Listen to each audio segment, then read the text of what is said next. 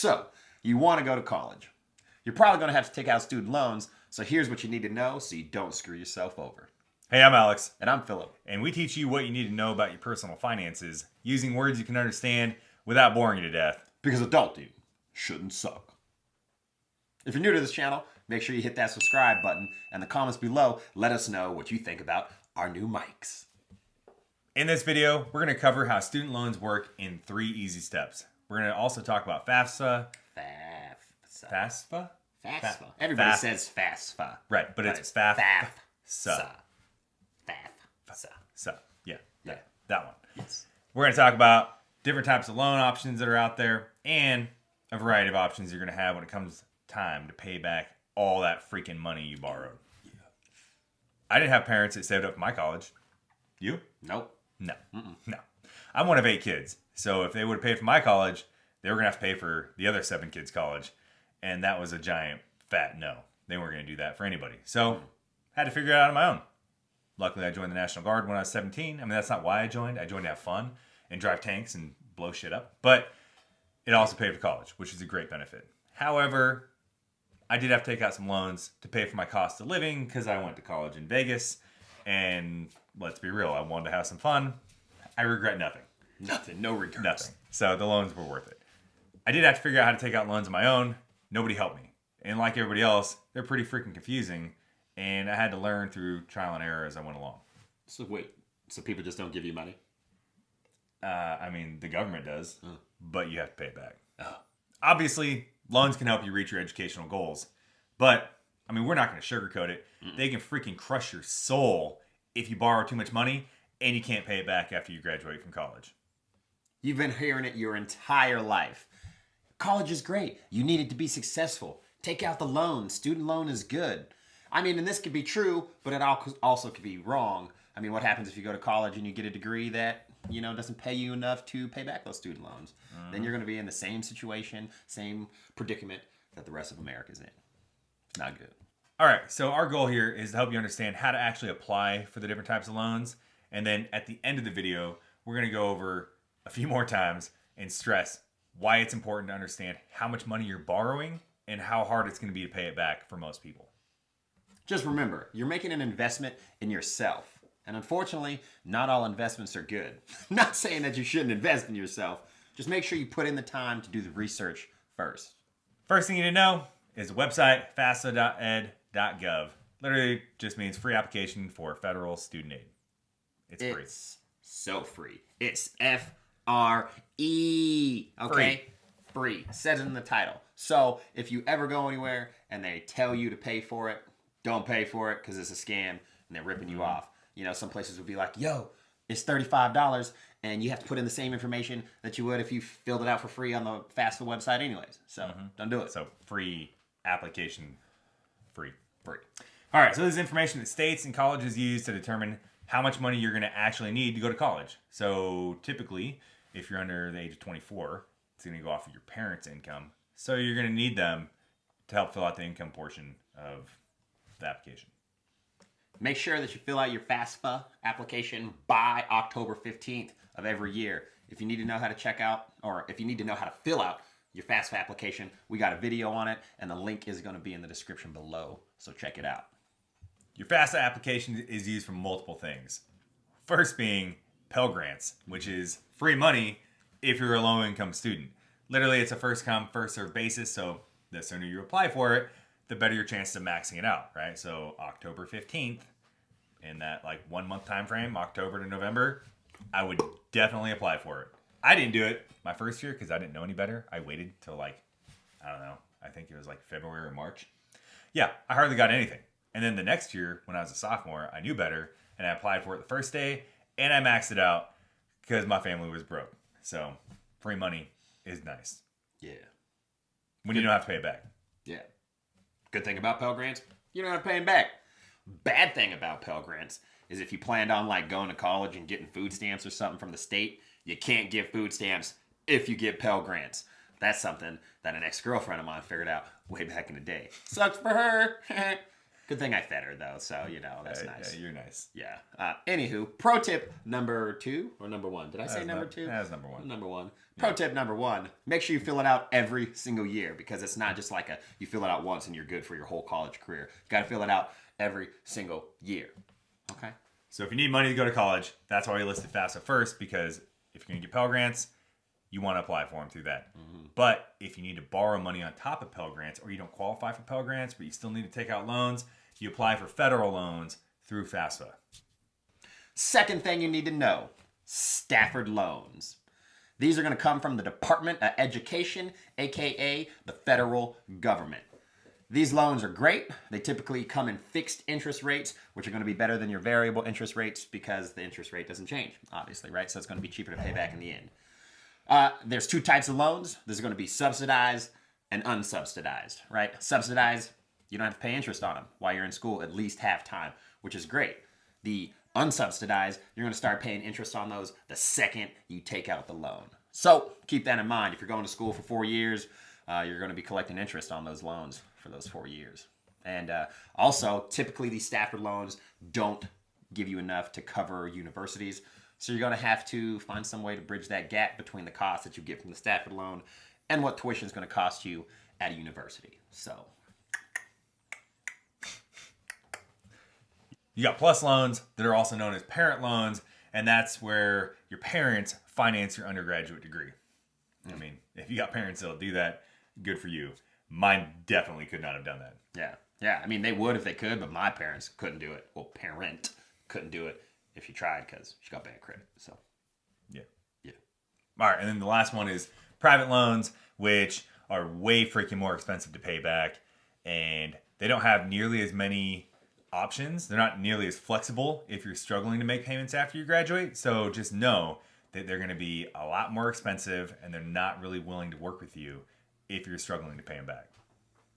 Unfortunately, a lot of people use these private loans to cover that gap from the Stafford loans to the cost of the university. We strongly recommend against this because it's bad, right? Not only do they not offer us flexible guidelines on paying them back, if there was ever some sort of student loan forgiveness, they typically don't apply to private loans. Mm-hmm. And the interest rates are crazy, right? So you always want to make sure that you look at the interest rates because they like to give you some crazy, outlandish interest rates. And you being young, not even knowing, you're just like, yeah, 27% interest rate, send it. And you'll never pay that off. You'll die before you pay that off. So don't do it. They're bad. Bad. Really bad. Really bad. Okay, repayment. When it comes time to actually pay these loans back is when reality kicks in. Doesn't matter if you graduated college or you didn't graduate college, you got to pay them back at some point, right? And hopefully you were responsible and you didn't borrow too much money, because most people do, right? Oh, and then, well, I don't want to do this degree anymore. I want to do that one. I want to just get some more student loans.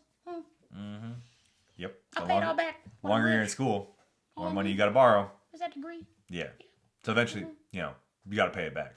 And that's where people always complain about how hard it is to pay back their student loans because they borrow too much, right? So there's different options once it comes time to actually pay your loans back, and that's what we're going to cover right now. Okay, so the first way is original terms. That's how everybody signs up originally to pay back their student loans. And on average, you're going to sign up for a 10 to 20 year repayment plan. 10 to 20 years. Sorry, Right? threw my mouth a little bit because that's fucking disgusting, right? Yeah. Anywho, repayment type number 2, income-based repayment. This is where the terms of your loan are going to get renegotiated. See, I'm still throwing up in my mouth a little bit. Original terms of your loan are going to get renegotiated based off of your income. And then you're going to have to do this every single year because your income might change. Hopefully it'll change and you make a little bit more money. But then they're just going to take it away so you can pay your student loans back. And if you can't pay them back, the other option is deferment. You can do it usually up to 3, maybe up to 6 months, depending on the program, where you're not paying your loans, but your interest is still accruing, which means, your loans are just going up and up, even if you can't pay on them, right? So you're temporarily not making any payments. It's not hurting your credit, but it's also not, knocking down that bill, and it's going to extend that 10 to 20 years. Usually if you extend it or do like a 6-month deferment, it can extend it up to 2 years. So that's gross. Yeah. Yeah.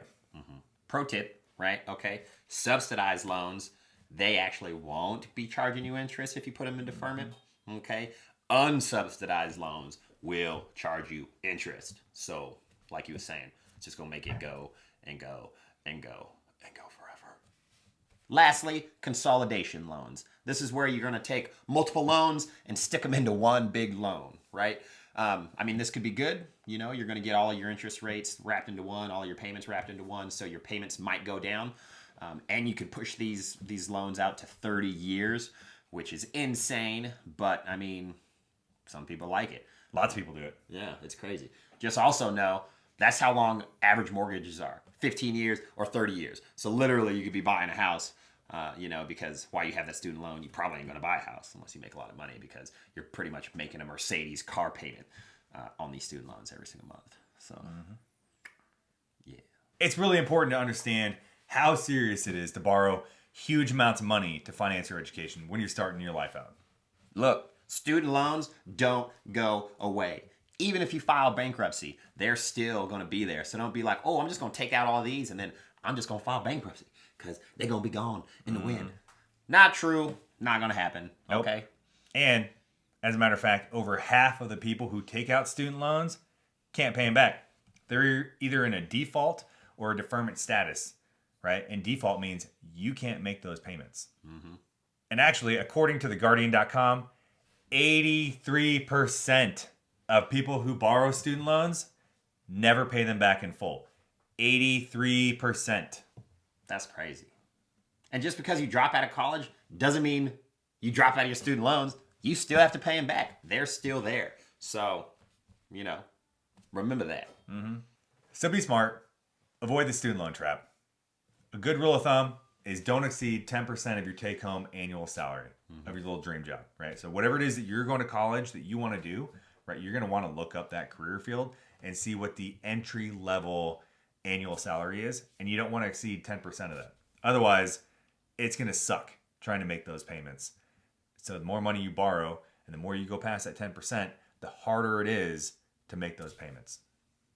It's crazy. There's calculators on the internet everywhere for this to help you figure it out. What? So There's calculators? I know, it's crazy. It's like, Oh, man. Yeah. Online? Like I would just Google, calculators for student loan interest. student loan Or student loan payments. Yeah. Wild. All right. So for a quick example, let's say you make $50,000 a year, right? Well, first off, you got to pay taxes because the government gets theirs before you get yours. So you got to pay taxes and you don't want to exceed that 10%. So a good rule of thumb is keep your student loans somewhere between $280 and $320 a month for your payments. If you go beyond that, it's going to make your life real difficult to live. Yeah. The average student loan payment in 2020 was $393. A Mercedes. I'm telling you, it's crazy. It's a lot of money. It is. Yeah. The higher your student loan payments, the harder it makes to actually fit it into your budget, right? Because you got to have a house or apartment or whatever you're going to live in. You got food, maybe you have a car payment. You got all these other things you got to pay for. And the bigger your student loan is for your payment, the more stuff it takes away from what you can actually do. Like vacations or movies or dinner Just dates. buying stuff or having a life. Yeah. It's just crazy. And that's why people hate making those payments so much, because it can crush your freaking soul. Takes away all your fun money. So do yourself a favor. Go to BLS.gov and check out how much money you're going to make for your dream job. You want to know, if you're going to be able to afford your student loans for it or not. And the Bureau of Labor Statistics is going to tell you that information. So they have an operational handbook that we're actually going to put in the link below. So we're going to make it easy for you to find it. Yeah. And you want to know that information because it'll tell you how much the starting wage is, or the starting salary, the median salary, and the top end is. But you're not going to start out at the median or the top. Most likely, you're going to start out at the bottom, like everybody else. Entry level. So go off that number. Now that you know how to find the entry-level wages for your career field that you want to go into, go use that student loan calculator. Figure out how much your student loan is going to be based on how much money you think you're going to have to borrow for college. And then stay below 10% of your take-home pay. Can't stress that enough. If you go beyond 10%, it's going to make your life freaking suck. So 10% is the golden rule. Yeah. If you like this video, make sure you hit that like button and don't forget to subscribe. In the comments below, let us know if you have any questions. And share this video with your friends.